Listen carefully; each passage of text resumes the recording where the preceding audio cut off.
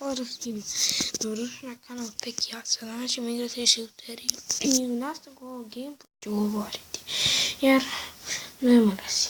I krećemo. Idemo malo to formiram. Kao što vidite. I malo veze.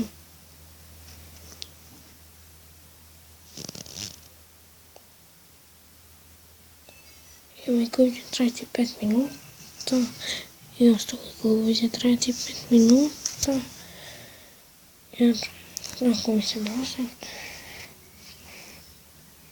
i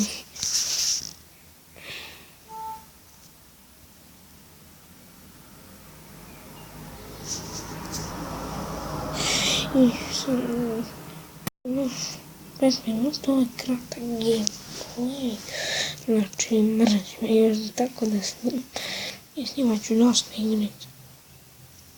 Čak neke sportčike, ne znam.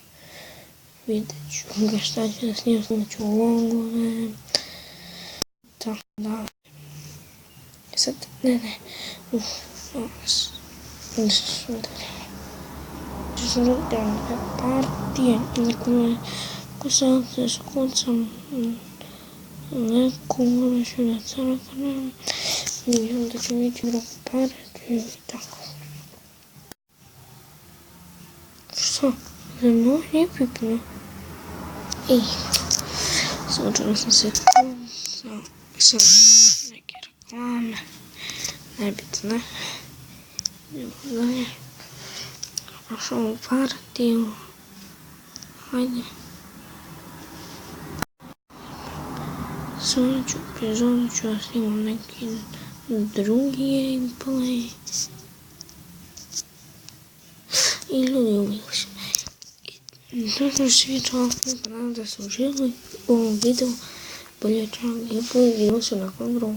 Pas.